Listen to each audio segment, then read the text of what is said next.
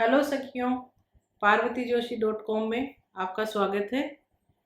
और मैं इस चैनल के माध्यम से आप लोगों को जो भारतवर्ष में त्यौहार मनाए जाते हैं और जो व्रत होते हैं उनकी व्रत की विधि और कहानी बताऊंगी। तो इसमें आज हम सबसे पहले करवा चौथ की व्रत की विधि और पूजा की जानकारी प्राप्त करेंगे।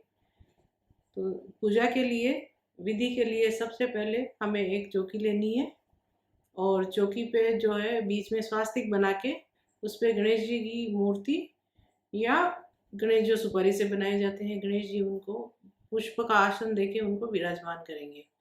और उसके बाद में चौकी पे चारों कॉर्नर पे एक एक बिंदी रोली की और एक एक बिंदी चावल काजल की लगाएंगे। और गणेश जी के नीचे 5 बिंदी रोली की और 5 बिंदी काजल की लगाएंगे और उसके एक कलश भरेंगे जिसमें जल होगा।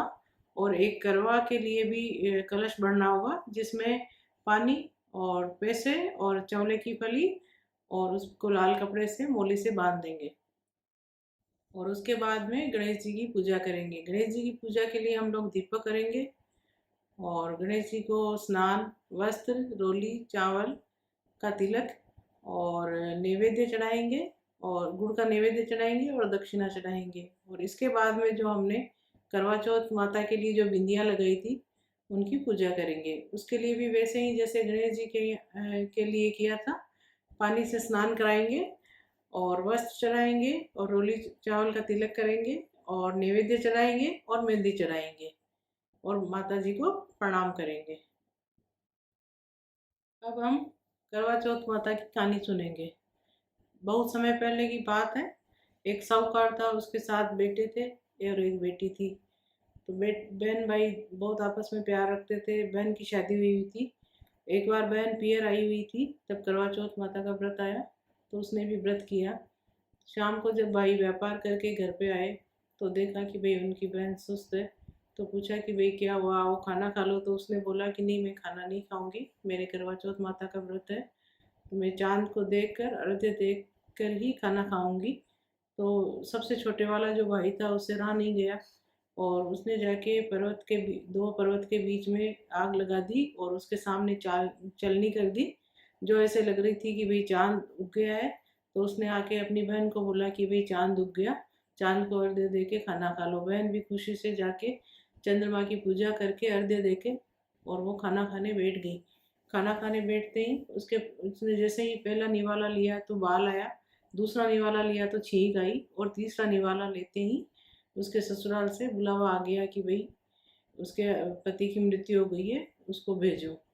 तो वो जब जाने लगी पियर से तो भाभी ने बोला कि भाई आपके रास्ते में जो भी मिले उसको प्रणाम करना और जो आपको सुहागिन का बोले सुहागिन का जो वरदान दे, आशीर्वाद दे, उसको आप ये पैसे दे देना।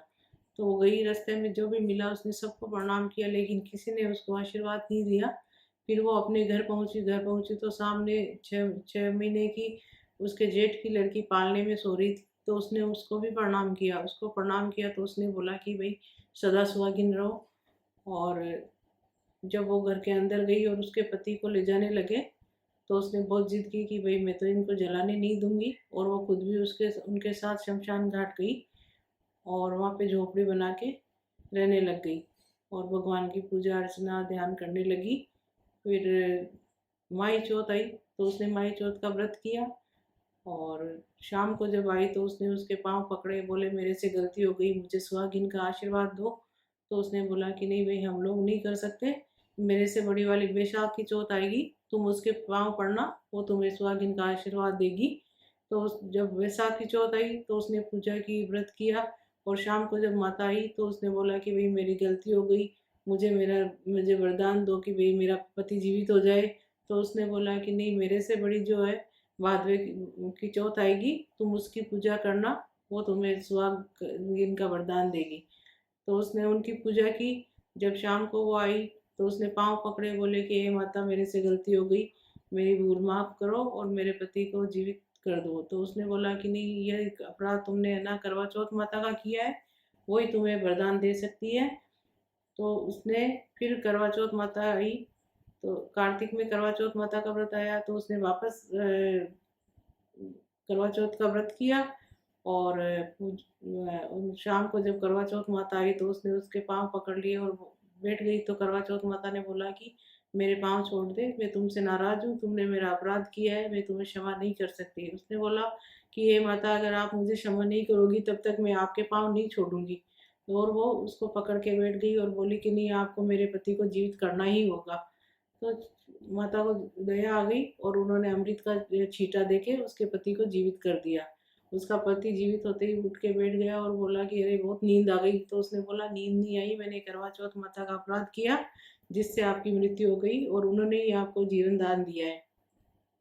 फिर दोनों उठ के ने पूजा अर्चना की और उसने चंद्रमा के अर्घ्य देकर और बाना निकाल कर दोनों ने पूजा की, व्रत की विधि पूरी की।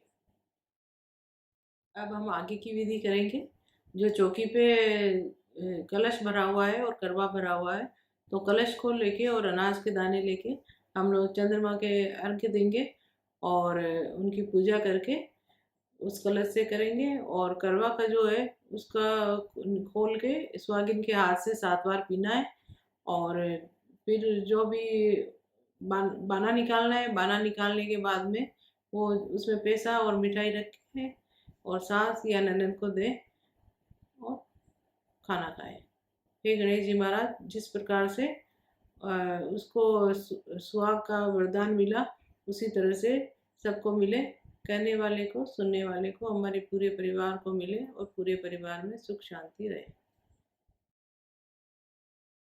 बाना निकालने की विधि है। एक कटोरी में जो भी हमने बनाया है, हलवा बनाया है या जो भी है मिठाई है, वो लेनी है और उस पर पैसे रखने हैं। पैसे अपनी मर्जी के मुताबिक कितने भी रख सकते हो। और उसके बाद में आप जो भी साड़ी पहनी है या ओढ़ना ओढ़ा है उसको लेके उसके ऊपर क्लॉकवाइज 7 बार घुमाना है और हाथ जोड़ना है और रोली और चावल का छांटा देना है और यही बाना निकालना होता है। ये बाना निकाल के सास या ननद को देना है और उसके बाद में खाना खाना है।